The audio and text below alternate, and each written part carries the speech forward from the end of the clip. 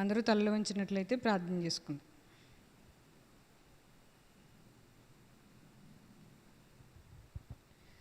పరిశుద్ధుడా, ప్రేమ నమ్మకం కలిగిన మా కన్న తండ్రి, మీ ఘనమైన ఉన్నతమైన మహోన్నతమైన నామమునకు స్తోత్రములు, కృతజ్ఞతాస్తుతులు చెల్లించుకుంటున్నాము తండ్రి. తండ్రి, ఇంతవరకు మీ రెక్కల నీడలో మమ్మల్ని దాచి కాచి సజీవ లెక్కలో ఉంచిన విధానం బట్టి మీకు స్తోత్రములు నాయన. మీరిచ్చిన సమస్తాన్ని బట్టి మీకు కృతజ్ఞతాస్తుతులు చెల్లించుకుంటున్నాము తండ్రి. తండ్రి, ఇదిగో మీ కుమారుడైన యేసుక్రీస్తు వారి నామమును బట్టి నాయన, ఆయన రక్తమును బట్టి నాయన మాకెంత మాత్రము యోగ్యత లేదు. అయినప్పటికీ మీ కుమారుని యొక్క రక్తమును బట్టి మీ సన్నిధిని ఆశ్రయించి నాయన, మీ కుమారుని ద్వారా నాయన మీ వద్దకు రావడానికి మీరు చూపించిన కనికరమును బట్టి మేము బ్రతుకుచున్నాము తండ్రి. తండ్రి, మీ పిల్లలమైన మేము మీ యందు భయభక్తులు కలిగి మీ కొరకు నాయన బ్రతుకుటకు, మీ సాక్షులుగా నిలవబడుటకు ప్రభా, మిమ్మును గూర్చి సాక్ష్యం ఇచ్చుటకు మాకు సహాయం చేయండి. మీ వాక్యాన్ని ధ్యానించుచుండగా మీ పరిశుద్ధాత్మ సహాయమును, మీ ఉపకారాత్మ సహాయమును మెండుగా దయచేయండి. నా నోటిని మీ బోరగా వాడుకొని మీ వాక్కులు దయచేయండి. మీ వాక్కులు గ్రహించగల మనసు వింటున్న పిల్లలకి ప్రతి ఒక్కరికి దయచేయండి. మీ కొరకు ఉన్నతంగా బ్రతికే భాగ్యాన్ని దయచేయండి తండ్రి. ఈ లోకము కొరకు ఎంత మాత్రమూ బ్రతుకక కేవలం మీ కొరకు మాత్రమే బ్రతుకుటకు కృప దయచేయమని వేడుకుంటూ, ఈ వాక్య భాగం అంతటిలో మీరు తోడుగా ఉండి ప్రభు కనికరించి నడిపించమని కోరుకుంటూ, మీ ప్రియుడు మా రక్షకుడైన యేసుక్రీస్తు వారి యొక్క మహోన్నతమైన నామం పేరిట ఈ ప్రార్థన మనవులు అడిగి వేడుకొంచున్నాం మా కన్న తండ్రి, ఆమేన్. మన తండ్రి అయిన దేవునికి, మన రక్షకుడైన యేసుక్రీస్తు వారి నామములో నా నిండు కృతజ్ఞతాస్తుతులు చెల్లించుచున్నాను. కూడి వచ్చిన మీ అందరికి కూడా ప్రభు పేరట నా వందనములు. దేవుడు మనల్ని ఎంతగానో ప్రేమిస్తూ ఆయన కృపలో మనల్ని భద్రపరుస్తూ మనకి చక్కటి జీవితాన్ని, చక్కటి కుటుంబాలని దేవుడు మనకి అనుగ్రహించాడు. అందుని బట్టి మనం దేవాది దేవునికి ఎల్లప్పుడూ కృతజ్ఞతాస్తుతులు చెల్లింపబద్దులమై ఉన్నాము. ఈనాటి వరకు అనేకులు సజీవులుగా మన ఎదుట లేరు. మనం ఇంకా సజీవులుగా ఉండి ఆయన సన్నిధిలో ఆయన పేరట కూడుకొని ఉన్నాము గనుక మనం ఆయన నామాన్ని ఎల్లప్పుడూ కూడా కొనియాడే వారంగాను, స్తుతించే వారంగాను, గణపరిచే వారంగాను ఉండాలి. కాబట్టి ఈ దినమున దేవుడు అనుగ్రహించే వాక్యం మనం ధ్యానిద్దాం. తెస్సలోనికైలకు రాసిన మొదటి పత్రిక 2వ అధ్యాయము. తెస్సలోనికైలకు రాసిన మొదటి పత్రిక 2వ అధ్యాయము 19వ వచనం. ఏలయనగా మా నిరీక్షణ అయినను ఆనందమైనను అతిశయ కిరీటమైనను ఏది? మన ప్రభువైన యేసు యొక్క రాకడ సమయమున ఆయన ఎదుట మీరే కదా. అపోస్తలుడైన పౌలు గారు తెస్సలోనికైలకు పత్రిక రాస్తూ ఏమంటున్నారు? ఏలయనగా మా నిరీక్షణ అయినను ఆనందమైనను అతిశయ కిరీటమైనను ఏది? మేము దేవుని దాసులుగా, దేవుని పిల్లలుగా, దేవుని తరపున, దేవుని పక్షంగా పనిచేసే వారంగా, మీరు దేవుని వ్యవసాయము, మేము దేవుని జత పనివారము. ఆయన సంఘానికి పత్రిక రాస్తూ అంటున్నారు, విశ్వాసులతో, భక్తులతో, సంఘంతో అంటున్నారు, మీరు మా నిరీక్షణ అయినను, మా ఆనందమైనను, మా అతిశయ కిరీటమైనను ఏది? అంటే నేను ఎవరిని బట్టి ఆనందిస్తున్నాను? ఈ లోకంలో ఉన్న డబ్బును బట్టి, సంపదను బట్టి, బంగారాన్ని బట్టి, ఆస్తిపాస్తులను బట్టి, అధికారాలను బట్టి నేను సంతోషించట్లేదు. నా అతిశయం ఏంటంటే క్రీస్తు పేర సంపాదించిన మీరు, మీ ఆత్మలు, మీరు యేసుక్రీస్తుని నమ్ముకుని యేసుక్రీస్తు మార్గాన్ని అనుసరించడానికి, క్రీస్తు పక్షముగా ఆయన శ్రమలు అనుభవించడానికి, ఆయన ఇచ్చే గొప్పదైన రక్షణను అనుభవిస్తూ, ఆయన కొరకు ఒక తీయనైన బాధ, మనకిష్టమైన వారి ఎడల మనం ప్రవర్తిస్తున్నప్పుడు మనకి నొప్పి కలిగినా, బాధ కలిగినా మనం దాన్ని పెద్ద లెక్క చేయము. అలాగనే క్రీస్తును మనం ప్రేమిస్తున్నప్పుడు మనకొచ్చే ప్రతి శ్రమను ఆనందంతో అనుభవిస్తూ ముందుకు సాగుతున్నాము. అట్టి విధంగా మీరు సిద్ధపడి దేవుని సన్నిధికి వచ్చి ఉన్నారు గనుక ఏమంటున్నాడు ఇక్కడ భక్తుడు? మా అతిశయము, మా కిరీటము, మా ఆనందము ప్రభు ఎదుట మీరే కదా. మేము మిమ్మల్ని బట్టి దేవుని ఎదుట ఆనందిస్తున్నాము, సంతోషిస్తున్నాము. ఎందుకంటే మేము సువార్త ప్రకటించినప్పుడు మీరు అంగీకరించారు. సత్య సంబంధమైన సువార్త వీరు ఆ దినములలో అక్కడున్న ప్రజలకి ప్రకటించినప్పుడు వారు క్రీస్తు పక్షంగా బ్రతకడానికి వచ్చారు. సత్య సంబంధమైన బోధ, అబద్ధ సంబంధమైన బోధ. అబద్ధ బోధ దేన్ని సూచిస్తుంది? అబద్ధ ఆత్మలు, అబద్ధ బోధ, అబద్ధ జీవితము, అబద్ధ లోకం. అపవాదికున్న మరొక పేరేంటి? అబద్ధికుడు. వాడు ఏం చేస్తాడు? మనుషుల్ని మోసగిస్తూ తన వైపుకి త్రిప్పుకుంటాడు. దేవుడు సత్యాన్ని మన కొరకు పంపించాడు, సత్య సంబంధమైన వాక్కును మన కొరకు పంపించాడు. నాకు చాలాసార్లు అనిపిస్తుంది, మన దేశంలో చాలామంది బీదలు ఉన్నారు కదా, డబ్బు లేని వాళ్ళు ఉన్నారు కదా, ఎందుకు మన ఈ బ్యాంకులు ఉంటాయి కదా, డబ్బులు ముద్రించే బ్యాంకులు ఉంటాయి కదా, అక్కడ మన దేశ అధికారులు డబ్బును ముద్రించేసి అనేకమైన ప్రజలకి, బీదలకి పంచిపెట్టేస్తే దేశంలో బీదలు ఎవరూ ఉండకుండా ఉంటారు కదా, ఎందుకు అలా చేయరు? మన ప్రధానమంత్రి కానీ, మన అధ్యక్షులు కానీ, పెద్ద పెద్ద వాళ్ళు ఈ డబ్బుని ముద్రించేసి మనందరికీ పంచిపెట్టేయచ్చు కదా. ఇప్పుడు డబ్బు లేకే కదా గొడవలన్నీ. డబ్బులు తెచ్చుకుని అందరూ పంచిపెట్టేసుకుని అందరూ వాడేసుకుంటే అందరూ ధనవంతులు అయిపోతారు. అప్పుడు ఇబ్బందులే ఉండవు. మనకున్న సమస్యలన్నీ ఇప్పుడు డబ్బు లేకే కదా. మరి డబ్బులు అందరికీ పంచిపెట్టేస్తే సరిపోద్ది కదా, ఎందుకు అలా పంచిపెట్టట్లేదు?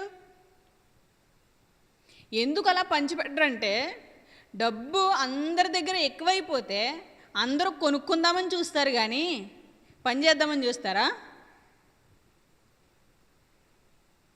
ఒకరికొకరు ఎలా పంచుకుంటారు డబ్బుని? వస్తువులు కొనుక్కుని డబ్బులు ఇస్తాము. అందరి దగ్గర డబ్బులే ఉంటే డబ్బులు ఇచ్చుకుని డబ్బులు తీసుకోవాలి తప్ప, వ్యవసాయకుడి దగ్గర డబ్బులు ఎక్కువైపోయి, తర్వాత వ్యాపారస్తుడి దగ్గర డబ్బులు ఎక్కువైపోయి, వ్యవసాయకుడి డబ్బులేమో వ్యాపారస్తుడికి ఇచ్చి వ్యాపారస్తుడి డబ్బులేమో వ్యవసాయకుడికి ఇస్తే ఏం తింటారు? ఎలా ఉంటారు? ఒకరికొకరు ఏం మార్చుకుంటారు? మనం తినడానికి, ఉండడానికి, జీవించడానికి అవసరమైన వస్తువుల్ని మనం ఉత్పత్తి చేసుకుని ఒకరిదొకరు పంచుకుని ఒకరి దగ్గర ఇంకొకరికి ఇచ్చుకుని మనం డబ్బు సంపాదించుకుంటాం. అలా కాకుండా డబ్బే ముద్రించుకుని తెచ్చిపెట్టేసుకుంటే మరి ఇతరులకి ఏమిస్తారు? అందరి దగ్గర డబ్బు ఎక్కువైపోతుంది కాబట్టి ఎవరు కూడా కష్టపడరు, సోమరిపోతులు అయిపోతారు. ఇంకొక విషయం ఏంటంటే, మన దేశంలోనికి డబ్బు రావాలి అంటే నార్మల్గా కూడా ఒక వ్యవసాయకుడు డబ్బు సంపాదించాలంటే ఏం చేస్తాడు? తన తోట మీద, తన పొలం మీద పెట్టుబడి పెడతాడు. పెట్టుబడి పెట్టి కష్టపడి ఒక వడ్లు కానీ లేదా ఆహారం ఏదైనా, కూరగాయలు కానీ ఏదైనా పండించి వాటిని దిగుబడిని బట్టి అమ్ముకున్నప్పుడు, ఆ కాలంలో ఉన్న రేటుని బట్టి అమ్ముకున్నప్పుడు దాని నుంచి వచ్చేదాన్ని ఏమంటారు? ఆదాయం, లాభం అంటారు. పెట్టుబడి పెట్టి కష్టపడి కొన్ని రోజులు చేసి తెచ్చుకున్న తర్వాత ఆదాయాన్ని తీసుకుంటాడు. ఆ ఆదాయమే అతను సంపాదించిన డబ్బు. అప్పుడు తన అవసరాలు తీరుతాయి. లేదంటే ఒక న్యూ ఇన్వెన్షన్ చేయాలి, ఏ దేశం కూడా తయారు చేయని ఒక గొప్ప వస్తువు మనం తయారు చేస్తే, ఒక రోబోట్ని కానీ ఏమైనా ఇప్పుడు ఆన్లైన్కి సంబంధించిన, కంప్యూటర్స్కి సంబంధించిన, టెక్నాలజీకి సంబంధించిన ఏదైనా ఒక కొత్త విషయాన్ని కనిపెట్టినప్పుడు, ఇది నా దగ్గర ఉంది, దీన్ని మీరు కొనుక్కోండి, మీకు అవసరపడద్ది అని దాని గురించి వాళ్ళు తెలియజేసినప్పుడు వాళ్ళు ఒప్పుకుని వాళ్ళు ఏం చేస్తారు? ఎవరైతే న్యూ ఇన్వెన్షన్ చేశారో వాళ్ళకి డబ్బు కడతారు, పెట్టుబడి పెడతారు. నాకు ఆ వస్తువు కావాలి, ఆ కొత్త ఏదైతే కనిపెట్టారో అది నాకు కావాలి అని చెప్పి డబ్బు తెచ్చి వాళ్ళకి ఇస్తారు. ఈ ప్రోడక్ట్ని వాళ్ళు ఎవరైతే కావాలని అన్నారో వాళ్ళకి పంచిపెట్టాలి, ఇవ్వాలి. అప్పుడు వాళ్ళు ధనాన్ని ఇస్తారు. దాని ద్వారా దేశం ధనవంతులైన దేశంగా మారుతుంది. ఇప్పుడు అమెరికా లాంటి దేశం అగ్రరాజ్యంగా ఎలా ఉంది? అక్కడ న్యూ ఇన్వెన్షన్స్ ఎక్కువగా చేస్తారు కాబట్టి అనేక దేశాల యొక్క పెట్టుబడి ఆ దేశానికి వస్తుంది కాబట్టి అది ఉన్నతమైన దేశంగా నిలిచింది కదా. నాకు చాలాసార్లు ఈ డౌట్ వస్తుంది, మరి యేసుక్రీస్తు ప్రభు వారు కూడా పరలోకం నుంచి వచ్చేటప్పుడు కొంచెం డబ్బులు తీసుకుని వచ్చేస్తే సరిపోతుంది కదా.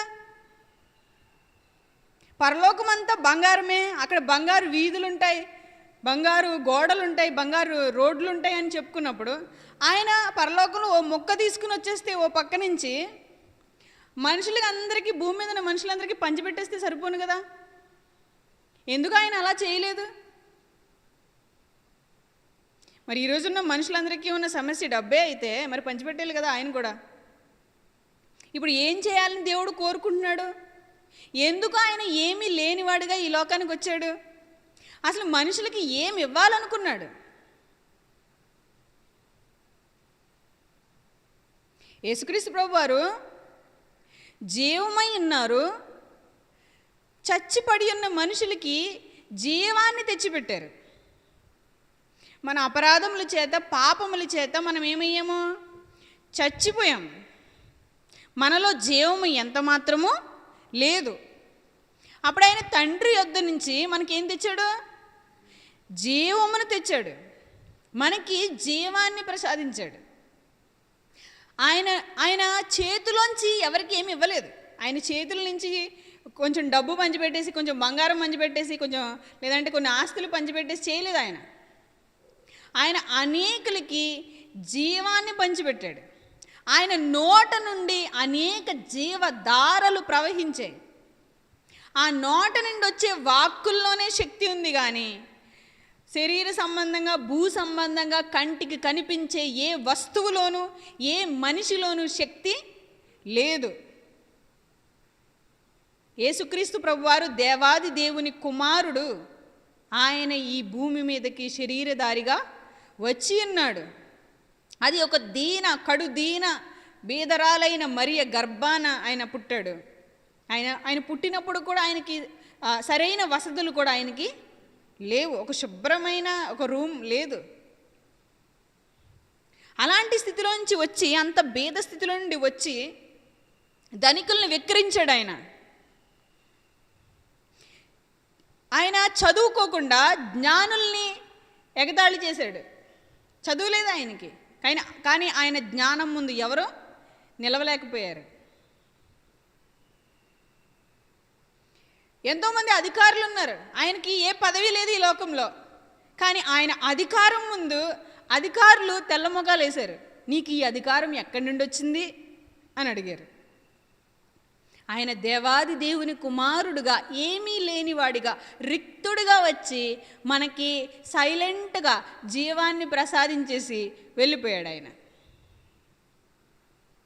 మనుషులందరికీ జీవాన్ని ప్రసాదించడానికి వచ్చాడు యేసుక్రీస్తు.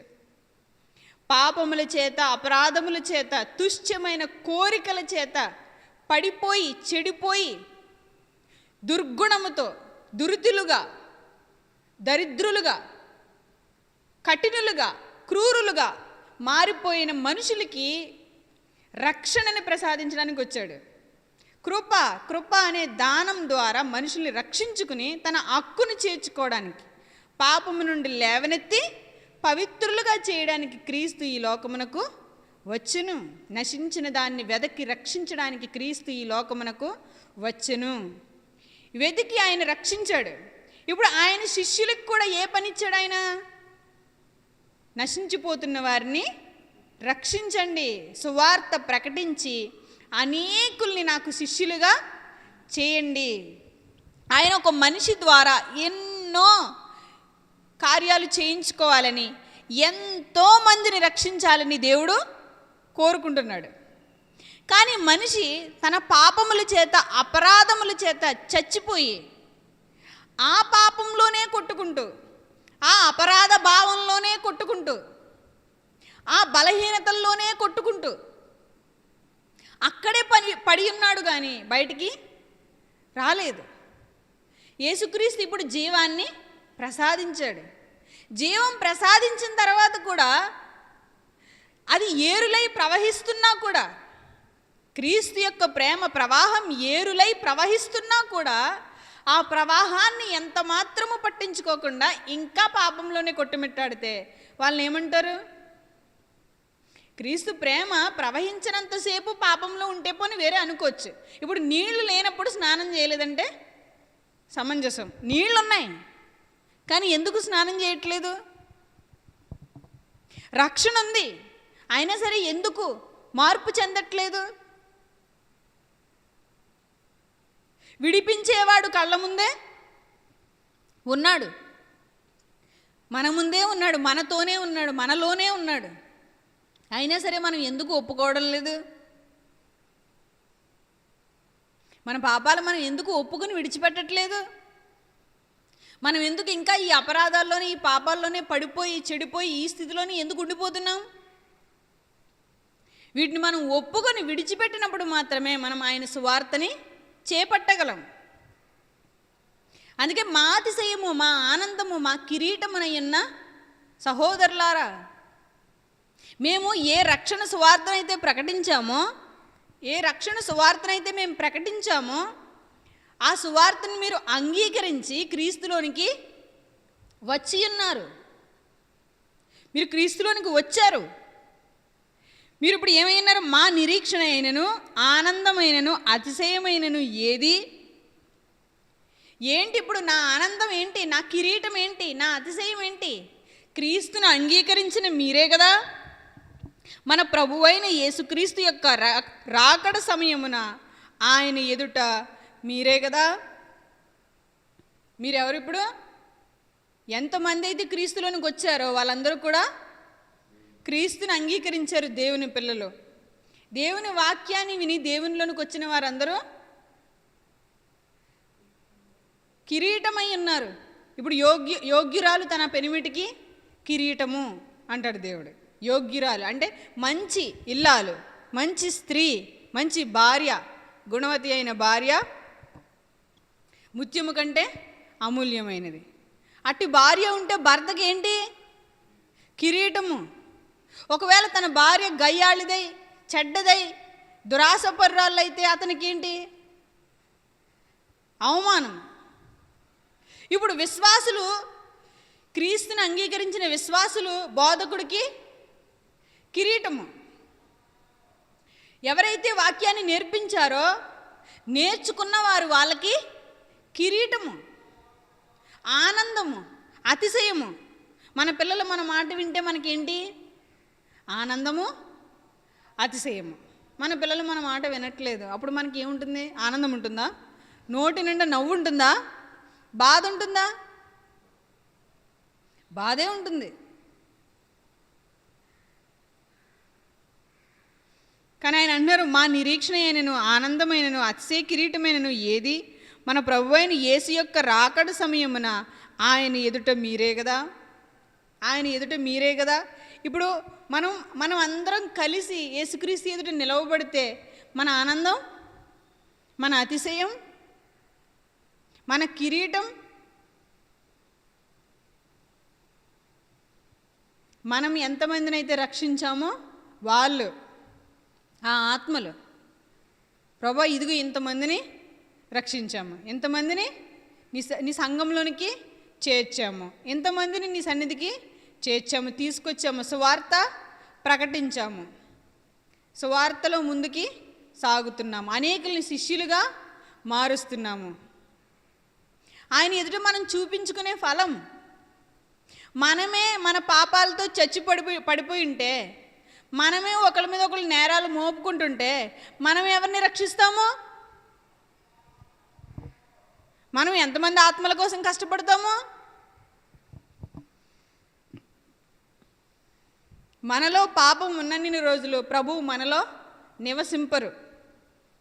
మనం పాపాన్ని పూర్ణంగా విడిచిపెడితేనే ప్రభువు మనలో నివసిస్తాడు. అప్పుడు మనం ప్రభువుని గూర్చి ప్రకటించగలుగుతాము. హృదయంలో వాక్యం ఉంటే బయటికి వాక్యం వస్తుంది. హృదయంలో ఎవరి మీదైనా కోపం ఉన్నా, చేదు ఉన్నా ఏమొస్తుంది బయటికి? కోపమే వస్తుంది, చేదే వస్తుంది, ద్వేషమే వస్తుంది, అసూయే వస్తుంది. అందుకే ఏమన్నాడు? సిలువను చూడమంటున్నాడు. సిలువ వేయబడిన క్రీస్తు మీ కళ్ళ ముందు ప్రత్యక్షపరచబడిను కదా. అమ్మ ఇంకా నువ్వు కోపంతో ఉన్నావు, అయ్యా నువ్వు ఇంకా ద్వేషంతో ఉన్నావు, అసూయతో ఉన్నావు, ఎందుకు? సిలువలో యేసుక్రీస్తు చనిపోలేదా నీకోసం, నా కోసం? ఈ లోకంలో ఉన్నవన్నీ వ్యర్థమని చెప్పి సిలువ మనకు చెప్పట్లేదా? ఆయన కార్చిన రక్తం మనకి సాక్ష్యం ఇవ్వట్లేదా? వాక్యం మనతో మాట్లాడట్లేదా? వాక్యానికి శక్తి లేదా? లేదు. మనిషి అవకాశం ఇవ్వకపోతే వాక్యానికి కూడా శక్తి లేదు. వాక్యం ఆత్మల్ని రక్షించగల శక్తి కలిగిందే. కానీ మనిషి నాకొద్దని త్రోసివేస్తుంటే అది నిష్ప్రయోజనం అయిపోతుంది. విన్న వాక్యం వారికి నిష్ప్రయోజనము అన్నాడు. ఎందుకని? చెప్పిన వారితో వారు కలిసి లేరు కాబట్టి విన్న వాక్యం వారికి నిష్ప్రయోజనము. వాక్యం నిష్ప్రయోజనం అయిపోతుంది. ఇప్పుడు భోజనం ఉంది, సిద్ధపరిచి భోజనం చేయాలని పెట్టాము, కానీ వాళ్ళు తినట్లేదు. పెట్టిన భోజనం వల్ల తినట్లేదు. అది ఏమైపోతుంది? అప్పుడు పాడైపోతుంది, బయట పారవేయబడుతుంది. అది చక్కగా వేడివేడిగా ఉన్నప్పుడే తింటే అదేమవుతుంది? శరీరానికి ఆరోగ్యం అవుతుంది.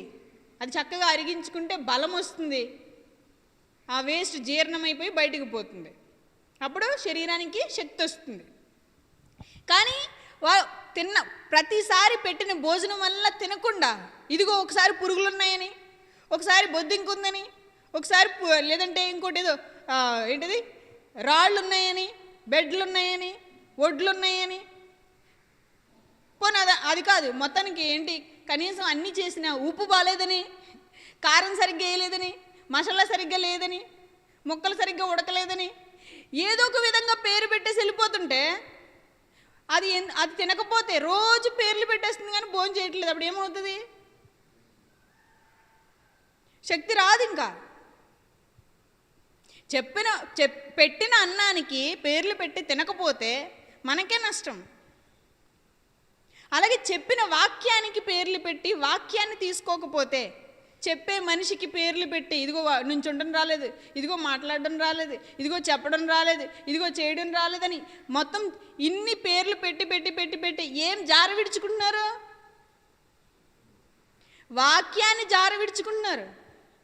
ఏదైతే శక్తినిస్తుందో, ఏదైతే బలాన్ని ఇస్తుందో, ఏదైతే స్వస్థతనిస్తుందో, ఏదైతే రక్షణ ఇస్తుందో, ఏదైతే నిత్య జీవాన్ని తెచ్చిపెడుతుందో ఆ వాక్యాన్ని విడిచిపెట్టి, ఆ భోజనాన్ని విడిచిపెట్టి శక్తిహీనులుగా, బలహీనులుగా, నిష్ప్రయోజకులుగా మారిపోతున్నారు. బోధ చేసిన వారే బోధకు అనుకూలంగా లేరు. ఇంకొకసారి ఆ మాట చెప్పారు, ఒకసారి ఈ మాట చెప్పారు అని బోధకుల మీద, బోధకుల ప్రవర్తన మీద, బోధకుల చేష్టల మీద పరిశోధనలు, పరిశీలనలే సరిపోతున్నాయి. కానీ వాక్యం ఎంత మాత్రం మన హృదయాల్లో నిలవడం లేదు. కళ్ళు చెడిపోతున్నాయి దినదినము, కళ్ళు చెడిపోతున్నాయి దినదినము, చెవులు చెడిపోతున్నాయి దినదినము, నోరు చెడిపోతుంది, సమయం వ్యర్థమైపోతుంది, కాలం గతించిపోతుంది, రక్షణ కరువైపోతుంది. రక్షణ పొందుకున్న తర్వాత కూడా మనం పరిశుద్ధ జీవితాన్ని కొనసాగించకపోతే మనలో ఎంత మాత్రము దేవుని కృప నిలిచి ఉండదు. దేవుడు హెచ్చరిస్తున్నాడు, నువ్వు ఎప్పటికైనా మారు మనసు పొందితే దేవుడు నిన్ను కనికరిస్తాడు అన్నాడు. తన అతిక్రమములు దాచిపెట్టేవాడు వర్ధిల్లుడు, కానీ వాటిని ఒప్పుకొని విడిచిపెట్టేవాడు కనికరము పొందును. కనికరము అయోగ్య పరులకి అనుగ్రహింపబడేదే కనికరము. అందరికంటే ప్రధాన పాపిని నేను దేవునికి అవిధేయత చూపించిన తర్వాత, నాకు తెలిసిన తర్వాత నేను పశ్చాత్తాపడి, నేను దేవుని సన్నిధిలో ఒప్పుకుని నేను విడిచిపెట్టినప్పుడు దేవుడు నన్ను కనికరించి మారు మనసు నాకు ఇచ్చి నన్ను బాగు చేశాడు. దేవుడు నాకు ఒక మంచి పాటను కూడా ఇచ్చాడు. ఆ పాట సమాజంలోనికి పంపించడానికి కూడా కృప చూపించాడు. అలాగే ప్రతి ఒక్కరు కూడా ఆయన సన్నిధిలో పాపక్షమాపణ పొందాలి, మారు మనసు పొందాలి, పాపాలను విడిచిపెట్టాలి, మంచిగా మారాలి. దేవుళ్ళలోనికి వచ్చిన తర్వాత దేవుడు సేవకి సహకరించాలి, సేవకు సహకరించాలి, సువార్త ప్రకటించాలి, తన కష్టాన్ని, తన ధనాన్ని దేవుని పని కొరకు వినియోగించాలి. తమ హృదయాల్లో దేవుని వాక్యానికి చోటివ్వాలి. ఎలా ఎంచుకుంటున్నారు? దేన్ని ఎంచుకుంటున్నారు? దేవుళ్ళనికి వచ్చిన తర్వాత కూడా దేన్ని చూస్ చేసుకుంటున్నారు? ఇదిగో నిత్య జీవము, ఇదిగో నిత్య నరకము, ఏది కావాలి నిర్ణయించుకోమన్నాడు దేవుడు. నిశ్చయముగా మీరే మా మహిమయు ఆనందమునై ఉన్నారు. మీరే మా మహిమ ఆనందమై ఉన్నారు. మా మాట మీరు విన్నారా? మేము బ్రతికినట్టే. మా మాట వినకుండా మీరు త్రోసిపుచ్చారా? ఎక్కడ పడిపోతారో పాపంలో అని ఎల్లప్పుడూ మాకు భయమవుచున్నది అన్నాడు. చూడండి, రోమీయులకు రాసిన పత్రిక 6వ అధ్యాయము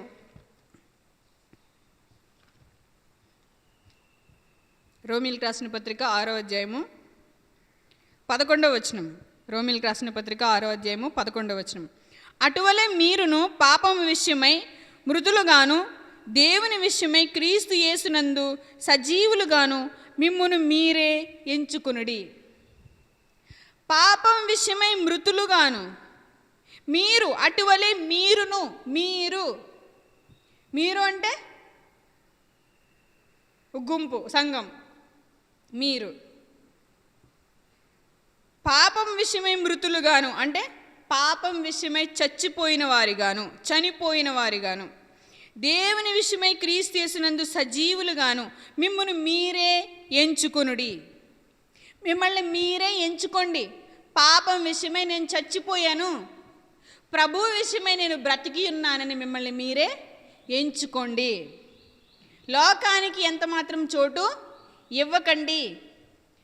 అంటే ఏంటి? ఇప్పుడు మీ ఎదుట 2 పనులు ఉన్నాయి. ఒకటి వాక్య సంబంధమైన పని, ఇంకొకటి శరీర సంబంధమైన పని. 2 పనులు ఉన్నాయి. ఏది చూస్ చేసుకుంటారు? దేన్ని ఎంచుకుంటారు? ఆదివారం నాడు చర్చ్ ఉంది, సంఘం ఉంది, సంఘంలోనికి వెళ్ళాలి, దేవుని ఆరాధించాలి. కానీ వేరే పని ఉంది. ఇప్పుడు నువ్వు ఆ పని చేస్తావా, దేవుడి పనికి వస్తావా? ఏ పని ఎంచుకుంటావు? సంఘమా, లోకమా? అప్పుడు నువ్వు ఎంచుకోవాలి. లోకం విషయమే నేను చనిపోయాను, సిలువ వేయబడ్డాను, క్రీస్తు నా కొరకు చనిపోయాడు కాబట్టి ఇప్పుడు నేను దేవుడి సన్నిధికే చోటు ఇవ్వాలని ఎవరు ఎంచుకోవాలి? మనకు మనమే ఎంచుకోవాలి. వాక్యం చదవాల్సిన టైంలో ముసలమ్మ ముచ్చట్లు, సోది కబుర్లు, ఫోన్ చూడ్డాలు, టీవీ చూడ్డాలు, విందులు, వినోదాలు, ఫంక్షన్లు, హడావిడి ఉంటాయి. మనుషులతో మనం అటాచ్మెంట్ లేకుండా ఉంటాము, మితముగా ఉంటాము. వాక్యాన్ని వదిలేసి వెళ్ళిపోయేంతగా ఉండకూడదు కూడా. వాక్యానికి ఇవ్వాల్సిన సమయము లోకానికి ఇస్తే దేన్ని చూజ్ చేసుకున్నట్టు? నాశనాన్ని చూజ్ చేసుకున్నట్టు. జీవము, మరణము. యేసుక్రీస్తు ప్రభువారు మనకి జీవాన్ని తెచ్చిపెట్టారు. ఇప్పుడు జీవంలోనికి వచ్చిన మనము పాపం విషయమై మృతులుగాను ప్రభు విషయమై సజీవులుగాను ఎంచుకొనుడి. మిమ్మల్ని మీరే ఎంచుకొనుడి. దేవుని పనికి సిద్ధపడుతున్నామా? సొంత ఖర్చులకి ఖర్చు పెడుతున్నామా? డబ్బు విషయంలో కూడా మనం జాగ్రత్త పడాలి. దేవుడి మీద ప్రేమ ఉంటే దేవుని పనికి ఖర్చు పెడతాము. సొంత ఇష్టాలు, మనుషుల మీదకి ప్రేమ వెళ్ళిపోతే, సొంత ఇష్టానికి ఒక మనిషి వెళ్ళిపోతే తనకి నచ్చిన వాటి కోసం ఖర్చు పెట్టుకుంటాడు, తన స్వయానికి ఖర్చు పెట్టుకుంటాడు. దేనికి ఖర్చు పెట్టుకుంటున్నావు? చేసిన కష్టం దేవుడు ఇష్టమైతే దేవుడి పనికి ఖర్చు పెడతావు, సొంతంగా ఇష్టమైతే సొంతానికి ఖర్చు పెట్టుకుంటావు. దేవుడైతే ఇష్టమైతే వాక్యం చదువుతావు, లోకం అంటే ఇష్టమంటే కబుర్లకి వెళ్ళిపోతావు. దేవుడు అంటే ఇష్టమంటే సంఘానికి వస్తావు, ఆరాధనలో పాల్గొంటావు. లోకం అంటే ఇష్టమంటే లోకంలోనికి వెళ్ళిపోతావు. మనుషులకు భయపడో, పరిస్థితులకు భయపడో. భయపడుతున్నామంటే ఇష్టం ఉందని, ఎక్కడో చోట ఇష్టం ఉందని అర్థం. దేవుడి కళ్ళు మనం కప్పలేము. హృదయ రహస్యములు ఎరిగిన దేవుడు మన పాపాలన్నీ విప్పి మన ముందు పెడుతున్నాడు. దేనికి ప్రియారిటీ ఇస్తున్నావు? దేనికి చోటిస్తున్నావు? నిన్ను నువ్వు ఎలా ఎంచుకుంటున్నావు? అమ్మో, నేను దేవుడి బిడ్డని, దేవుడి పని కొరకు ఉన్నాను, దేవుని కొరకు నా కష్టాన్ని ఇవ్వాలి, దేవుడి పని కొరకు నేను వెళ్ళాలి, దేవుని చిత్తాన్ని నేను జరిగించాలి. దేవుడి పని జరుగుతున్నా అది నాకు సంబంధించింది కాదు, నాకు వేరే పనిలో నేను వెళ్ళిపోతే నేను ఎవరి సంబంధిని? దేవుడి సంబంధినా, లోక సంబంధినా? విశ్వాసులు కూడా బాగా తెలివి మీరిపోయారు. ఇప్పుడు విశ్వాసులు కూడా ఎలా ఉన్నారంటే, ఇప్పుడు ఈ వాళ్ళకి ఒక్కొక్క విశ్వాసకి 2 సంఘాలు ఉంటాయి. ఇప్పుడు ఆ సంఘం బోధకుడి దగ్గర ఏమంటాడంటే, నువ్వు మా బోధకుడిలా లేవు, నువ్వు వేరేగా ఉన్నావని ఆ సంఘంలో వాళ్ళు తిడతారు. ఈ సంఘంలోనికి వచ్చి నువ్వు మా బోధకుడిలా లేవు, అతనే రైటు, మంచిగా ఉన్నాడు, నువ్వు మంచిగా లేవని ఇక్కడ అంటారు. అంటే ఒక్కో విశ్వాసి ఎంతమందిని మెయింటైన్ చేస్తున్నారు? 2-3 సంఘాలను మెయింటైన్ చేస్తున్నారు. ఇప్పుడు ఈ సంఘంలో ఏమన్నా అంటే ఆ సంఘంలోకి వెళ్ళిపోతారు, ఆ సంఘంలో వాళ్ళు ఏమన్నా అంటే ఈ సంఘంలోనికి వచ్చేస్తారు. అంటే ఇప్పుడు దేవుడు భయం ఏమి లేదు. మనుషులు ఎలా ఉన్నా, బోధకులు ఎలా ఉన్నా, ఒకవేళ అందరూ పర్ఫెక్టా? కాదు కదా. ప్రతి ఒక్కరూ బలహీనతలో ఉన్నారు. వాళ్ళు విడిపించుకుని బయటికి రావాలి. తెలిసినా సరే రాకపోతుంటే దేవుడు చూసుకుంటాడు దాన్ని. ఇప్పుడు వీళ్ళు కూడా తెలివి వీరిపోయి ఎలా ఉన్నారు? సత్య సంబంధులుగా కాకుండా లోక సంబంధులు ఎలా అయితే ఎటుబడితే 2 నాలుకలు, ద్విమనస్కులు, ఇలాంటి ఆలోచన ధోరణితో అయితే అటు లేకపోతే ఎటు కావాలితే అటు. దేవుడు చూస్తున్నాడన్న భయం ఎంత మాత్రమో లేదు. భయపడాల్సింది దేవుడికి, భయపడాల్సింది వాక్యానికి. వాక్యానికి భయం ఉండాలి నేటి క్రైస్తవులకి. వాక్యం ఏమి చెప్పుచున్నది, వాక్యం ఎలాగూ జీవించమని మనకి బోధిస్తుంది. ఖచ్చితంగా మనలో తప్పుంటే మనం ఒప్పుకోవలసిందే. ఒక వ్యక్తి, ఒక పురుషుడు ఒక స్త్రీ వైపు చూస్తున్నాడు అంటే స్త్రీ కూడా తన బట్టలు, తన వేషధారణ జాగ్రత్తగా చూసుకోవాలి. ముందు నీ కంట్లో ఉన్న దూలాన్ని నువ్వు తీసుకోవాలి. నీ వేషధారణ ఎలా ఉంది ముందు నువ్వు మొదట చూసుకోవాలి. తర్వాత పురుషుడు కూడా దేవుడికి లెక్కప్ప చెప్పాలని భయపడి పురుషుడు కూడా ఆ స్త్రీని మోహపు చూపుతో చూడకూడదు. 2 వైపులా ఉంటాయి. 2 వైపులా మనం జాగ్రత్త పడాలి. మొదట తప్పు నాలో ఉందా వాళ్ళలో ఉందా? ఒక ఆమె ఒంటి నిండా చీర కప్పుకున్నదనుకో ఎవరన్నా చూస్తారా? ఆమెని చూడరు. తల్లిలా ఉన్న ఆమెని ఎవరు చూడరు, తల్లే అంటారు. ముందు మన కంట్లో దూలం ఉందో లేదో మనం చూసుకోవాలి. అలా ప్రతి విషయంలో, ఈ ఒక్క విషయమే కాదు, బట్టల విషయంలోనే కాదు, మాటల విషయంలోనే కాదు, చూపుల విషయంలోనే కాదు, పనుల విషయంలోనే కాదు, ధనం విషయంలోనే కాదు, కుటుంబ విషయాల్లోనే కాదు, సంఘం విషయంలోనే కాదు, అన్ని విషయాల్లో చూసుకోవాలి. వీటన్నిటి విషయంలో దేవుడు మనల్ని చూస్తున్నాడు, ప్రతీది చూస్తున్నాడు. సరిచేసుకోవాలి. దినదినము దేవుని ఎదుట సరిచేసుకోవాలి. చేసింది తప్పని తెలిసినప్పుడు వెంటనే దాన్ని విడిచిపెట్టేయాలి. మరలా ఇంకెప్పుడు దాన్ని చేయకూడదు. మరలా మంచిగా కొనసాగాలి. మనల్ని మనమే పాపం విషయమై చిచ్చి నేను చచ్చిపోయానని చెప్పుకోవాలి. చచ్చినవాడనే నీ ఎదుట ఒక స్త్రీ విషయంలో చచ్చినవాడిలా ఉన్నాడు. ఎవరు? యోసేపు. ఆమె దినదినము వేధిస్తుంటే, చంపుకు తింటుంటే చచ్చినవాడిలా ఉన్నాడు, పారిపోయాడు. పాపం విషయమే మనం చచ్చిపోయామని మనల్ని మనమే ఎంచుకోవాలి. లోకం విషయమే నేను చచ్చిపోయానని ఎంచుకోవాలి. ఎలీషా గారికి గెహజీ శిష్యుడు ఉన్నాడు. నయమాన్ దగ్గరికి వెళ్ళి తెచ్చుకుంటే ఏమన్నాడు? ఆయన అంటారు, వెండి బంగారములు సంపాదించుకున్నటకి ఇది సమయమా? ఎప్పుడు? క్రీస్తు రాక మునుపు. ఇప్పుడు యేసుక్రీస్తు ప్రభువు వచ్చేసారు, మళ్ళీ తిరిగి రావడానికి సిద్ధంగా ఉన్నారు. వాళ్ళు డబ్బులు వాళ్ళ ముందు ఉన్నా, వాళ్ళ ముందు ఏమున్నాయి? డబ్బు, వెండి, బంగారాలు వాళ్ళ దగ్గరకు వచ్చినా వాళ్ళు ఎంత మాత్రము జంకలేదు. ఆస్తులకి ఎంత మాత్రం వాళ్ళు చోటు ఇవ్వలేదు. స్త్రీలకి ఎంత మాత్రము చోటు ఇవ్వలేదు. అధికారాలకి ఎంత మాత్రము చోటు ఇవ్వలేదు. పాపం విషయమే చచ్చిపోయిన వాళ్ళ పడున్నారు అంతే. అలాగే రాజులు భోజనం వాళ్ళ దగ్గరికి వచ్చిన వాళ్ళు ఏమన్నారు? వద్దన్నారు. అధికారం ఇస్తానన్న వాళ్ళు వద్దనుకున్నారు. నీవిచ్చే అధికారం ఎవరికి కావాలి? దేవుడిచ్చే అధికారం కావాలన్నాడు యేసుక్రీస్తు ప్రభువారు. మనం పాపం విషయమై మనల్ని మనమే మృతులుగా ఎంచుకోవాలి. మిమ్మల్ని మీరే ఎంచుకోండి. నేను పాపం విషయమే చనిపోయాను, నేను పరిశుద్ధతలో బ్రతుకుతున్నాను, పరిశుద్ధంగా బ్రతుకుతున్నాను, ప్రభువు కొరకు బ్రతుకుతున్నాను, నిత్య జీవం కొరకు బ్రతుకుతున్నాను, ఈ లోకాన్ని పెంటగా ఎంచుకున్నాను. ఎంచుకో. ఇక్కడ ఏమన్నాడు? అటువలే మీరును పాపం విషయమే మృతులుగాను, దేవుని విషయమే క్రీస్తు యేసునందు సజీవులుగాను మిమ్మల్ని మీరే ఎంచుకొనుడి. క్రీస్తును పొందవలనని సమస్తం పెంటగా ఎంచుకున్నాను. దేన్ని ఎంచుకుంటున్నావు? పరిశుద్ధతను ఎంచుకుంటున్నావా? పాపాన్ని ఎంచుకుంటున్నావా?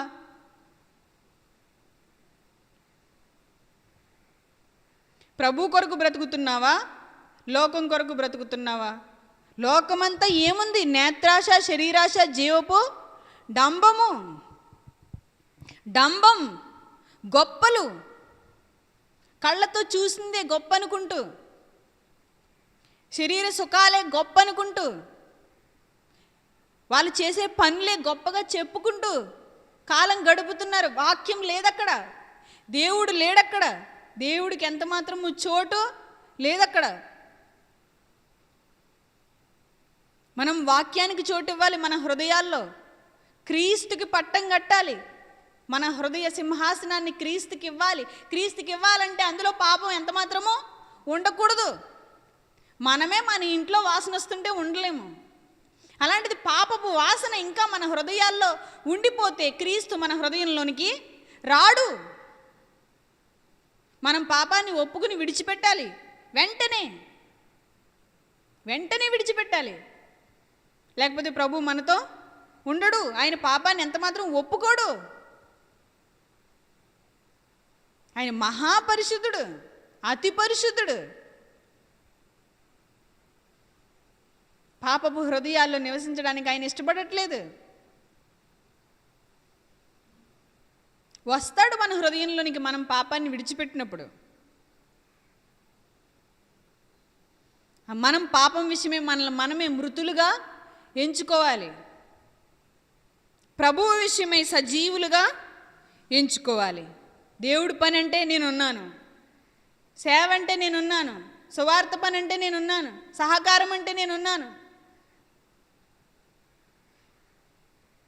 దేనికైనా ప్రభు పేరట చేసే ప్రతి పనికి నేను ఉన్నాను. కానీ ఈరోజు అలా లేము. లోకం పనులు ఏమున్నా ఉన్నాము, వాక్యం పనులు ఏమున్నా మేము లేము. ఇదే క్రైస్తవ్యం.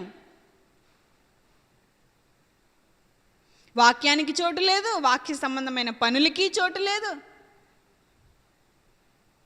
మనసు మారలేదు, బ్రతుకు మారలేదు.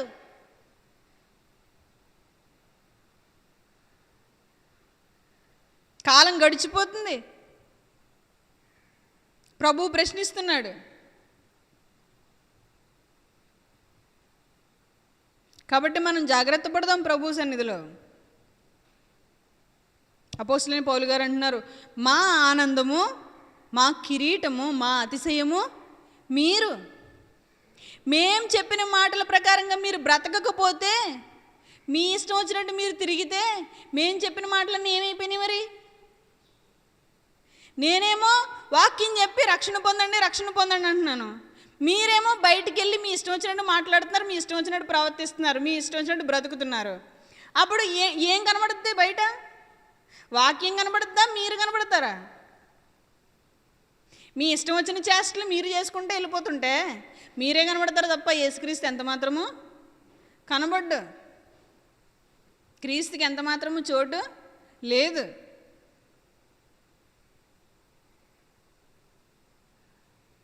మన పాపములు ప్రభు ఎదుట ఒప్పుకుని విడిచిపెట్టేయాలి. ఇక మీదట ప్రభు కొరకు ఉన్నతంగా బ్రతకాలి. ఇప్పుడు ఏదో గొప్ప ఉపద్రవం వచ్చి పడిపోయింది కాదు. మనం ఆయన సన్నిధిలో మన పాపాలను ఒప్పుకుని విడిచిపెట్టేసాము. మరలా వాటిని చేయకుండా మంచిగా ప్రభువులో కొనసాగుతున్నాము. లేదా వారం వారం వచ్చేసి పాపాలన్నీ ఒప్పేసుకుని మరలా మామూలుగా బ్రతికేసి మరలా మామూలుగా కొనసాగిపోయి అలా ఉన్నామా? ఒప్పుకుంటున్నాం, చెప్పినప్పుడల్లా ఒప్పుకుంటున్నాం, మళ్ళీ వెళ్ళిపోతున్నాం, ఇష్టం వచ్చినట్టు బ్రతుకుతున్నాం, మళ్ళీ వస్తున్నాం. ఇదే దేవుడు కోరుకున్నది. ఇది కాదు, అది కాదు. వాక్యం వినాలి, దాన్ని అంగీకరించి ఆ ప్రకారంగా నడుచుకున్నప్పుడు, అది క్రియల్లోనికి వచ్చినప్పుడు ఏమవుతున్నప్పుడు దేవునికి మహిమ వస్తుంది. నిశ్చయముగా మా మహిమ, మా ఆనందం మీరే. వాక్యం చెప్పబడినప్పుడు, వాక్యానుసారంగా మీరు ఉన్నప్పుడు మా మహిమ, మా ఆనందం మీరే. మా ఆనందం మీరు. చెప్పబడిన వాక్యానుసారంగా మీరు ఉండకపోతే అనేక ఆత్మలు ఏమవుతాయి? నశించిపోతాయి. మన మట్టుకి మనం బాగానే బ్రతికేస్తాం, మనల్ని చూసినట్టు చెడిపోతాడు.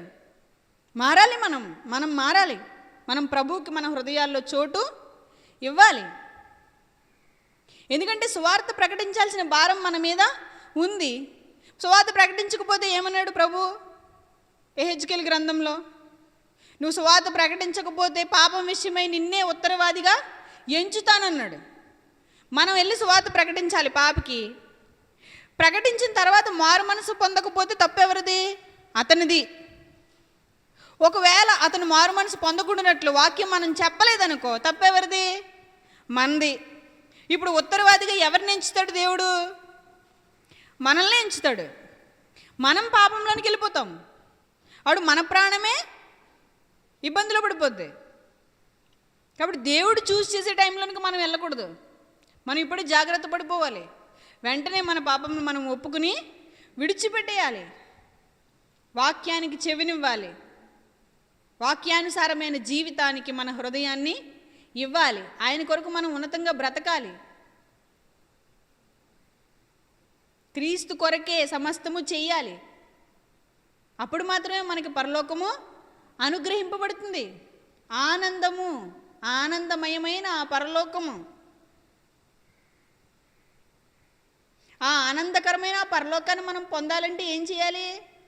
ఆనందంతో సువార్తని ప్రకటించాలి. మా ఆనందము, మా కిరీటము, మా జీవము మీరే. మన ఆత్మ ఆనందించాలంటే, మన ఆత్మ ఎప్పుడు ఆనందిస్తుంది? నా ఆత్మ ఎప్పుడు ఆనందిస్తుంది? నేను నమ్ముకున్న ప్రభువుని నేను ప్రకటిస్తున్నప్పుడు, ఒకరు అంగీకరించినప్పుడు నా ఆత్మ ఏమవుతుంది? ఆనందిస్తుంది. అయ్యయ్యో వాళ్ళు వింటున్నారు కానీ అంగీకరించట్లేదు ప్రభువుని అన్నప్పుడు నా ఆత్మ ఎలా ఆనందిస్తుంది? ఈమెకి ఎందుకు ఇంత బాధ, ఇన్నున్నాయి, ఏం సుఖపడలేకపోతుందా అంటే నాకు ఎక్కడుంటుంది ఆనందం? నేను బాధపడుతుంది నీకోసమే కదా, నువ్వు రక్షణ పొందలేదనే కదా నా బాధ అంతా. ఎన్నుంటే ఆనందం వస్తుంది? ఒక్క పాపి మారితే పరలోకంలో ఎంతో ఆనందం. ఒక్క మాట ఆలకిస్తే, ఒక్క పని చేస్తే ఎంతో ఆనందం ప్రభువుకి. నిజానికి మనం చేసినంత మాత్రాన ఆయనకి ఏం ఒరగదు. ఒక చిన్న బిడ్డ ఏదో చిన్న వస్తువు తెస్తే మనకేమైనా ఒరుగుద్దా? అన్ని పనులు మనమే చేసుకుంటాం. అలాగే మనం చేసే పనుల వల్ల ఆయనకి ఎంత మాత్రం ఒరగదు. అయినా ఆయన మన చిన్ని చిన్ని చేతులతో చేయాలని ఆయన కోరుకుంటున్నాడు. ఆయన నామమును బట్టి మనం ఆనందించాలని, ఆయన పని మనం చేయాలని, ఆయనలో మనం స్థిరంగా ఉండాలని ఆయన కోరుకుంటున్నాడు. ఫిలిప్పీలకు రాసిన పత్రిక 4వ అధ్యాయము 1వ వచనం. ఫిలిప్పీలకు రాసిన పత్రిక 4వ అధ్యాయము 1వ వచనం.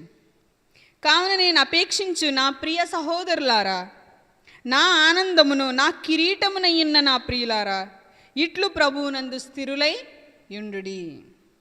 మన పౌరస్థితి పరలోకమందున్నది. మనం ఈ లోక సంబంధులము కాదని, మనం క్రీస్తు ద్వారా రక్షింపబడ్డామని, మన శరీరములు తిరిగి లేపబడతాయని, మనం వీటి మీద మహిమ శరీరాన్ని ధరిస్తామని, ఇట్టి నిరీక్షణతో, ఇట్టి ఆనందంతో మనం కొనసాగాలి. నా ప్రియ సహోదరులారా, నా ఆనందమును నా కిరీటమయ్యున్న నా ప్రియులారా, నా కిరీటం మీరే కదా. నా వాక్యం ఎందరైతే వినుచున్నారో వారే నా కిరీటము. ఇప్పుడు నా కిరీటంలోనే ముత్యాల శుభ్రం రాలిపోయి, ఆ పైన కొమ్ము కాస్త విరిగిపోయి, ఆ రంగు కాస్త వెలిసిపోయి ఉన్నదనుకో ఆ కిరీటం, ఎందుకది నాకు? కిరీటం ఎక్కడుంటుంది? కిరీటం నెత్తి మీద ఉంటుంది. ఇప్పుడు ఈ కిరీటానికి ఉన్న వజ్రాలన్నీ అక్కడక్కడ ఊడిపోయి, ఆ ముక్కలన్నీ ఊడిపోయి ఇరిగిపోయి వంకర డింకరగా అయిపోతే అది అందంగా ఉంటుందా? బోధకుడికి విశ్వాసులే కిరీటము, ఆనందము. వాళ్ళు వాక్యం విన్నప్పుడు ఆనందము, వాక్య సంబంధమైన పనుల్లో కలిసి వచ్చినప్పుడు సంతోషము, అతిశయము. ఎవరిని బట్టి అతిశయిస్తాము? వాక్య సంబంధులు వీళ్ళు ఏది చూడకుండా కేవలం వాక్యాన్ని బట్టి, ప్రభువుని బట్టి వచ్చిన వారు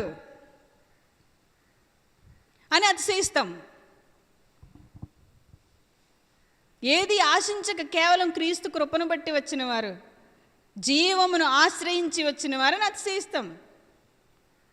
నిరీక్షిస్తున్నాం, వీళ్ళు నాతో పాటు పరలోకానికి వస్తారని నిరీక్షిస్తున్నాం. ఈ ప్రయాణం ఈనాటితో ఆగిపోయేది కాదు. ఇది ఎప్పటి వరకు? ఎప్పుడైతే క్రీస్తు నామమున కలిసి వచ్చావో అప్పటి నుంచి ఎక్కడి వరకు?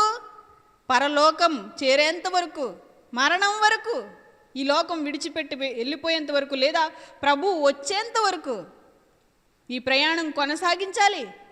ఆత్మ సహాయంతో, ఆత్మ కలిగించు ఐక్యమను బంధము. ఈ బంధము ఆత్మతో మాత్రమే కలిసి ఉంటుంది. శరీరం వచ్చిందా ఈ బంధం నిలవదు. ఆత్మ సంబంధమైన ఈ బంధము పరిశుద్ధాత్మ ఉంటేనే ఉంటుంది. పాపం ఉంటే ఈ బంధం నిలవదు. పాపానికి ఎంత మాత్రము ప్రభు యొద్ద చోటు లేదు. నా ఆనందము, నా కిరీటమునయ్యున్న నా ప్రియులారా, ఇట్లు ప్రభువునందు స్థిరులయ్యుండుడి. చంచల మనసు వద్దు, శరీర సంబంధమైన మనసు వద్దు, వెనక ముందు ఆడొద్దు. ప్రభువులో స్థిరంగా ఉందాం. ఒకవేళ ఏమన్నా వ్యతిరేకమైన ఆలోచనలు వచ్చినా వాటిని ప్రార్థనతో జయిద్దాం. మీరు వ్యతిరేకమైన ఆలోచనల్ని ప్రభు యొక్క సహాయంతో జయించకపోతే, లోకాన్ని మీరు జయించకపోతే ప్రభువు పని మీరు చేయలేరు. నా యందు మీకు సమాధానం కలుగునట్లు మీకు ఈ లోకంలో వచ్చే శ్రమలన్నీ వాటన్నిటిని జయించగలరని ముందే చెబుతున్నాను. ఇప్పుడు నేను చెప్పకుండా వెళ్ళిపోయాను, మీరేమంటారు? అది నాకు చెప్పకుండానే వెళ్ళిపోయిందంటారు. అందుకే యేసుక్రీస్తు ప్రభువు అంటున్నారు, నేను వెళ్ళకముందే భూమి మీద ఉన్నప్పుడే నా యందు మీకు సమాధానం కలుగునట్లు ప్రభువు ముందే చెప్పాడు అని మీరు చెప్పుకొనున్నట్లు నేను ముందే చెబుతున్నాను. ఏమని? లోకంలో మీకు శ్రమ కలుగును, అయినను మీరు ధైర్యము తెచ్చుకొనుడి. నేను లోకమును జయించి ఉన్నాను. మీరు లోకాన్ని జయించకపోతే, పాపాన్ని జయించకపోతే, అపవిత్రతను విడిచిపెట్టకపోతే ప్రభువు మీ యొద్ద ఎంత మాత్రమో నివసించడు. మీరు లోకాన్ని జయించలేరు. మీరు వాక్యానికి చోటిస్తేనే ప్రభువుని జయించగలరు. నా ఆనందము, నా కిరీటమునయ్యున్న నా ప్రియులారా, ఇట్లు ప్రభువునందు స్థిరులై ఉండుడి. స్థిర విశ్వాసం, స్థిరమైన విశ్వాసం సన్నగిల్లిపోకుండా చూసుకోవాలి. ఇదేమన్నా సైకిల్ షాప్ ఏంటి? గాలి ఫుల్గా కొట్టిన తర్వాత ఎవరైనా గుండు సుదిచ్చి గుచ్చితే గాలిపోవడానికి? విన్నంతసేపు బాగానే వినేసి బయటికి వెళ్ళిన తర్వాత ఎవరైనా ఏమన్నా అంటే వెంటనే గాలిపోద్ది కాదు. ఇది ఆత్మ సంబంధమైంది. వాక్యాన్ని పట్టుకుంటే ఈ వాక్యంతోనే సమాధానం ఇవ్వచ్చు. మన విశ్వాసాన్ని బలహీనపరచడానికి అనేకులు ఏదో ఒకటి అంటారు. ఏంటి సమాధానం? వాక్యమే సమాధానం. వాక్యము ఆత్మ ఖడ్గము, దాన్ని విరోధి వంచలేడు. దేన్నైనా వంచగలడు విరోధి, కానీ వాక్యాన్ని వంచలేడు. వాక్యానికి మొదట చెవినిస్తే, హృదయాన్ని ఇస్తే, తర్వాత హృదయం నిండి ఉన్న దాన్ని బట్టి నోరు మాట్లాడుతుంది. మాట్లాడాలి మనం వాక్యాన్ని, చెప్పాలి మనం వాక్యాన్ని. విశ్వసిస్తేనే నువ్వు వాక్యాన్ని మాట్లాడగలవు. మొదట నువ్వు క్రీస్తుని విశ్వసించకపోతే వాక్యం ఎలా మాట్లాడతావు? మొదట నువ్వు క్రీస్తుని విశ్వసించాలి, అప్పుడు నువ్వు వాక్యాన్ని మాట్లాడగలుగుతావు. అందుకే అపోస్తలుడైన పౌలు గారు ఫిలిప్పీయులకు పత్రిక రాస్తూ అంటున్నారు, కావున నేను అపేక్షించు నా ప్రియ సహోదరులారా, నేను అపేక్షించు. ధనాపేక్ష అంటే ఏంటి? ధనాన్ని ఎక్కువగా ఆర్జించాలనే కోరిక, అపేక్ష. కానీ పౌలు గారు అంటున్నారు, నేను అపేక్షించిన ప్రియులారా. నేను ఎవరిని అపేక్షిస్తున్నాను? డబ్బుని, బంగారాన్ని, లోకాన్ని కాదు, మిమ్మల్నే అపేక్షిస్తున్నాను. మీరే కావాలి నాకు. మిమ్మల్ని కావాలని, మీరు నాకు కావాలని కోరుకుని చేసుకున్నాను మిమ్మల్ని. నా కోసం నన్ను స్తుతించాలని, నన్ను ఆరాధించాలని, నా గురించి గొప్పగా చెప్పాలని నేను చేసుకున్నాను మిమ్మల్ని నా చేతులతో. నన్ను విడిచిపెట్టి మీరు లోకంలోనికి వెళ్ళిపోతే నేనేం చేయను? ప్రభు అడుగుతున్నాడు మనల్ని. నన్ను విడిచిపెట్టి మీరు లోకంలోనికి వెళ్ళిపోతే ఏం చేస్తాడు దేవుడు? తన ఆత్మతో ప్రేరేపిస్తున్నాడు, పిలుస్తున్నాడు. నా ఆనందము, నేను అపేక్షించిన ప్రియ సహోదరులారా, నా ఆనందమును నా కిరీటమునయున్న నా ప్రియులారా, ఇట్లు ప్రభువునందు స్థిరులై ఉండుడి. స్థిరంగా ఉండండి. క్రీస్తులో మీరు ఎలా ఉండాలి? స్థిరంగా ఉండాలి, బలంగా ఉండాలి. మీరు పాపానికి ఎంత మాత్రము చోటు ఇవ్వొద్దు. చంచల హృదయానికి ఎంత మాత్రము చోటు ఇవ్వొద్దు. చంచల హృదయం వచ్చేస్తే, ఆత్రందగా పరిగెడితే నిరాశలోను, తర్వాత అపరాధ భావంలోనూ పడిపోతారు. లేవలేరు అప్పుడు అందులోంచి. భారం అయిపోతుంది. సహాయం చేయమని వేడుకుంటే దేవుడు మనల్ని విడిపిస్తాడు. మీరు అపరాధ భావంలో పడకుండా, నిరాశలో పడకుండా, వాక్యానికి చెవినిచ్చి వెంటనే మారు మనసు పొందితే మీరు చక్కగా జీవ మార్గంలో నడుచుకోవచ్చు. దేవుడి పనికి మిమ్మల్ని మీరే సజీవ యాగంగా సమర్పించుకొనుడి. మిమ్మల్ని మీరే సజీవ యాగంగా సమర్పించుకొనుడి. మార్పు ఎక్కడ రావాలి?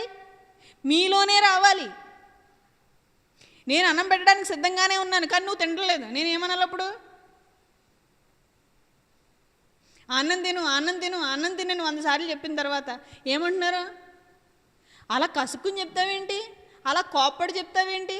అలా విసిగేంటి నీకు అస్తమానను? కొంచెం ప్రేమగా చెప్పొచ్చు కదా. మొదట ప్రేమగానే చెప్తారు, రెండోసారి కూడా ప్రేమగానే చెప్తారు. ఇంకా తర్వాత ఏమంటే కొంచెం గట్టిగా చెప్తారు. తర్వాత ఇంకా గట్టిగా చెప్తారు. 10 సార్లు చెప్పిన తర్వాత విసుక్కుంటూ చెప్తారు. ఇప్పుడు ఏమంటున్నారు? 10 సార్లు చెప్పి అప్పుడు దాకా ఎలా అంటే ఒక గుమ్మడికాయ ఉంటుంది కదా, గుమ్మడికాయలో కూర్చుని కదలకుండా. అదేంటి నువ్వు కోపంతో చెప్తావేంటి? నువ్వు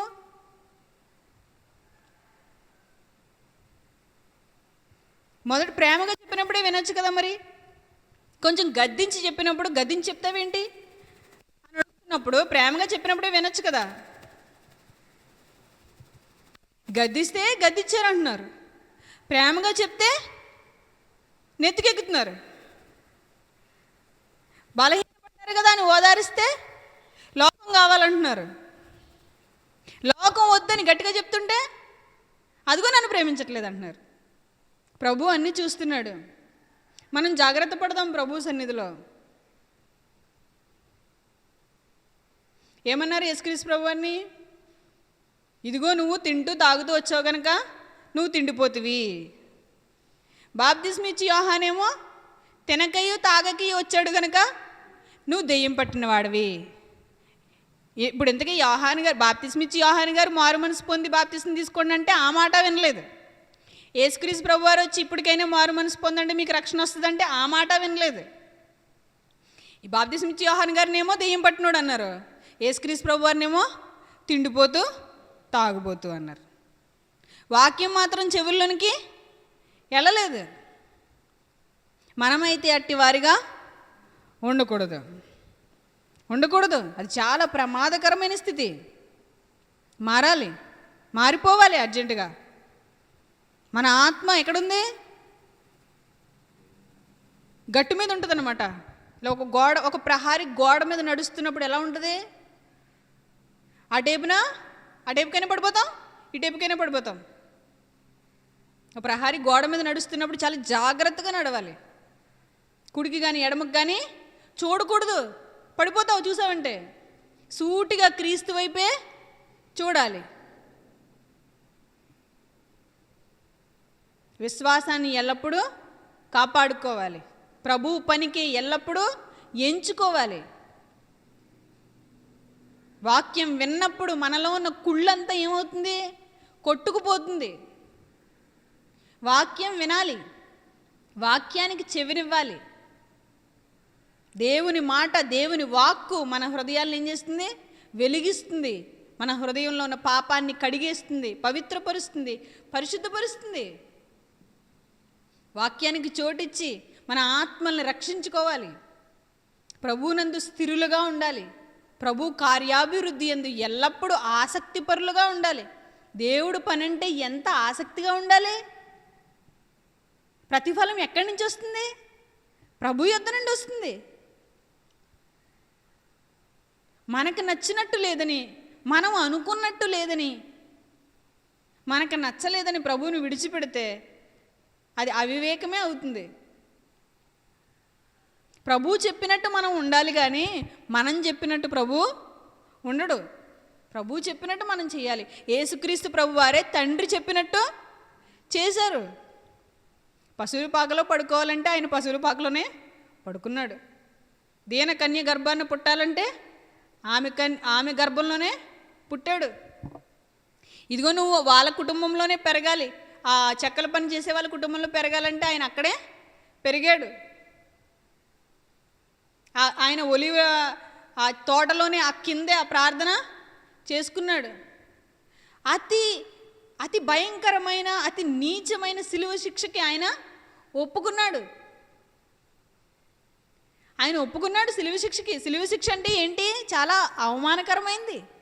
ఆయన బందిపోటు దొంగలతో పాలిభాగం పొందవలసి వచ్చింది. లేఖనాల ప్రకారం లేఖనము నెరవేర్చబడినట్లు ఆయన దొంగలతో, బందిపోటు దొంగల్లో ఒకని వాడిగా ఎంచబడాలి. వీళ్ళ పక్కన సిలువ వేయబడాలి. మన పక్కన తప్పు చేసినట్టు కూర్చున్నాడు అనుకో, మనం ఏమనుకుంటాం? చచ్చే వాడి పక్కన నేను ఎందుకు కూర్చుంటాను, నేను ఇంకా మంచివాడిని అనుకుంటాం. కానీ యేసుక్రీస్తు ప్రభువు ఎక్కడ సిలువ వేయబడ్డారు? బందిపోటు దొంగల మధ్య. ఆయన కత్తులతో కత్తులు పట్టుకున్న వాళ్ళతో కలిసి ఉన్నవాడిగా పిలువబడాలి. ఆ లేఖనం అక్కడ నెరవేర్చబడింది. ఆయన ప్రతి స్థితిలో దేవుని అమన్ని మహింపరుస్తూనే ఉన్నాడు. ఇదేంటి ఇది? ఈ గడియని నేను తప్పించుకుంటే దేవుని లేఖనం ఎలాగూ నెరవేరును? నేను ఇలా ఉండాలన్నదే దేవుడి చిత్తము. ఇప్పుడు నేను కోరుకుంటే 12 సేనా వ్యూహముల కంటే ఎక్కువైనా దూతలు రారా నన్ను కాపాడడానికి? కానీ దేవుని చిత్తము, దేవుని ఇష్టము ఇది. మనం ఇలా ఉండడమే దేవుని చిత్తం అయితే మనం అలానే ఉండాలి. ఇంకా ఏదో లేదు, ఏదో చేయలేదు. అందుకే కదా సంతుష్టి సహితమైన దైవభక్తి గొప్ప లాభసాధకము. మీకు కలిగి ఉన్న వాటితో తృప్తి కలిగి ఉండుడి. ఉన్న దాంట్లోనే తృప్తి కలిగి ఉండుడి. ఉన్న దాంట్లోనే ఆనందంగా ఉండండి. ప్రభువునందు ఆనందించడం వలన మీరు బలముందెదరు. యెహోవా యందు ఆనందించడం వలన మీరు బలముందెదరు. నెహెమ్యా గ్రంథంలో ఉంటుంది ఈ మాట. మనం ఆనందించాలి ప్రభువులో. నెహెమ్యా గ్రంథం చూడండి, ఈ మాట చూద్దాం. నెహెమ్యా గ్రంథం 8వ అధ్యాయం 10వ వచనం. నెహెమ్యా గ్రంథం 8వ అధ్యాయం 10వ వచనం. మరియు అతడు వారితో ఇట్లనెను, పదండి, క్రొవ్విన మాంసమును భక్షించుడి, మధురమైన దాన్ని పానము చేయుడి. ఇదివరకు తమ కొరకు ఏమీ సిద్ధము చేసుకుని వారికి వంతులు పంపించండి. ఏలయనగా ఈ దినము మన ప్రభువునకు ప్రతిష్ఠితమాయెను. మీరు దుఃఖపడకుడి, యెహోవా యందు ఆనందించుట వలన మీరు బలమొందుదురు. మీ దుఃఖ దినములు సమాప్తములగునుగాక. అంటే పాపం విషయమై, అపరాధం విషయమై మనం అపరాధ భావంలో ఉన్నప్పుడు దేవుడు ఏమంటున్నాడు? తిరిగి లేవండి. మీరు పాపం చేశారు, ఓకే, దాన్ని ఒప్పుకొని వెంటనే విడిచిపెట్టేసి దేవుడు పనికి మీరు సిద్ధపడండి. దేవుడు పనిలో మీరున్నప్పుడు, సువార్త పనుల్లో మీరున్నప్పుడు, సంఘ క్షేమాభివృద్ధికై మీరు పాటుపడినప్పుడు ఏమంటున్నాడు? మీరు దుఃఖపడకుడి, యెహోవా యందు ఆనందించుట వలన మీరు బలమొందెదరు. ఒకవేళ మీరు పాపంలో ఉండిపోతే, పాపాన్ని కప్పిపెట్టుకుని తిరుగుతుంటే ఏమన్నారు యాకోబు గారు? మీ ఆనందమును దుఃఖమునకు మార్చుకొనుడి అన్నారు. పాపం విషయమే పశ్చాత్తాపం లేకపోతే మీ ఆనందమును దుఃఖమునకు మార్చుకొనుడి. ఒకవేళ మీ పాపం విషయమే మీరు పశ్చాత్తాపడుతుంటే మీరు దుఃఖపడినది చాలు. మీరు దుఃఖపడకుడి, యెహోవా యందు ఆనందించుట వలన మీరు బలమొందుదురు. మారు మనసు పొంది పాపములు ప్రభు సన్నిధిలో విడిచిపెట్టి పశ్చాత్తాపడి మారు మనసు పొంది మంచిగా దేవుని సేవలో కొనసాగితే ఇక మీదట మీరు దుఃఖపడకుడి, యెహోవా యందు ఆనందించుట వలన మీరు నూతన బలము పొందుదురు. యెహోవా యందు ఆనందించటం వలన, దేవుని యందు ఆనందించటం వలన, దేవుని పనిని సంతోషంగా చేయటం వలన మనకేమొస్తుంది? ఆనందం వస్తుంది. అప్పుడైతే వాళ్ళని వంటలు చేసుకోండి, కొవ్విన మాంసమును భక్షించుడి, మధురమైన పానము చేయుడి. ఇదివరకు ఎవరికి వంతులు పంపించకపోతే వాళ్ళకి వంతులు పంపించండి. అంటే వాళ్ళు చక్కగా మంచి మంచి ఆహారాలు, వంటలు తయారు చేసుకుని అందరికీ పంపించుకున్నారు దేవుని పేరట. మనమైతే ఇప్పుడు మనం జీవాహారం ఏదైతే తింటున్నామో, ఏ వాక్యాన్ని అయితే మనం తింటున్నామో, ఏ జ్ఞానాన్ని అయితే మనం నేర్చుకుంటున్నామో, ఈ జ్ఞానాన్ని అనేకులకి పంచిపెట్టాలి. అనేకులకి క్రీస్తు యొక్క జ్ఞానం లేక వారు నశించిపోతున్నారు. ఈ సత్య మార్గం అనేకులకి తెలియక వాళ్ళు చీకటి మార్గంలో నడుస్తున్నారు. అందుకని దేవుడు సెలవిస్తున్నాడు, మీరు యెహోవా యందు ఆనందించడం వలన బలమొందెదరు. మనం క్రీస్తును బట్టి ఆనందించి, వాక్యానికి చెవినిచ్చి, మన హృదయంలో ప్రభువుకి చోటిచ్చి, ప్రభు కార్యాలలో మనం ఎప్పటికీ ఆసక్తిపరులుగా ఉంటే, క్రీస్తునందు మనం ఆనందిస్తే దేవుడు మన యందు ఆనందిస్తాడు. వాక్యానికి మనం హృదయాన్ని ఇచ్చి, వాక్య సంబంధమైన పనులకి మన శరీరాన్ని ఇచ్చి, వాక్య సంబంధమైన కార్యాలకి మన కష్టాన్ని ఇచ్చి దేవునిలో బ్రతుకుతున్నప్పుడు దేవుడు మనల్ని బట్టి సంతోషిస్తాడా లేదా? ఎలా సంతోషిస్తాడు దేవుడు? మన ఇష్టమైన పనుల్లో మనం ఉన్నప్పుడా, దేవుని పనుల్లో మనం ఉన్నప్పుడా? దేవుని పనిలో మనం ఉన్నప్పుడు దేవుడు మనల్ని బట్టి సంతోషిస్తాడు. కాబట్టి ప్రభు పని యందు మనం ఎల్లప్పుడూ ఆసక్తి పరులమై ఉండాలి. మా అతిశయం, మా నిరీక్షణ, మా కిరీటము మీరు, మా ఆనందం మీరు, మా కిరీటం మీరు. దేవుడు మనల్ని బాగు చేస్తాడు, బ్రతికిస్తాడు, నిలబెడతాడు. మనం పూర్ణంగా మన హృదయాల్లో చోటు ప్రభువుకి ఇవ్వాలి. మనకి ఇవ్వబడిన ఆజ్ఞ, ఓ ఇశ్రాయేలు వినుము, నీ తండ్రి అయిన దేవుణ్ణి పూర్ణ మనసుతో, పూర్ణ బలముతో, పూర్ణ శక్తితో, పూర్ణ వివేకముతో, పూర్ణ ఆత్మతో ఏం చేయాలి? ఆరాధించాలి. తర్వాత నిన్ను వలె నీ పొరుగువాన్ని ప్రేమించాలి. మన హృదయంలో సంపూర్ణంగా చోటు మన దేవునికి ఇచ్చినప్పుడు, మన సహోదరులు మనం ప్రేమించినప్పుడు, ఇతరులు క్రీస్తుని తెలుసుకోవాలని, క్రీస్తు కొరకు బ్రతకాలని మనం ప్రయాసపడినప్పుడు దేవుడు మనల్ని బట్టి సంతోషిస్తాడు, ఆనందిస్తాడు. ఆయన ఆనందం మనమే, ఆయన అతిశయం మనమే, ఆయన కిరీటం మనమే. ఆయన మనల్ని బట్టి సంతోషిస్తాడు. కాబట్టి దేవునికి ఇష్టమైన పిల్లలుగా బ్రతుకుదాం. పాపానికి ఎంత మాత్రం చోటు ఇవ్వద్దు. పాపం విషయమై మనల్ని మనమే మృతులుగా ఎంచుకుందాం. ప్రభు విషయమై మనల్ని మనమే సజీవులుగా ఎంచుకుందాం. ప్రభు పనికి మనల్ని మనం సమర్పించుకుందాం. అట్టి ధన్యత దేవుడు నిండుగా మనందరికీ అనుగ్రహించునుగాక. తలలోంచండి, ప్రార్థన చేసుకుందాం.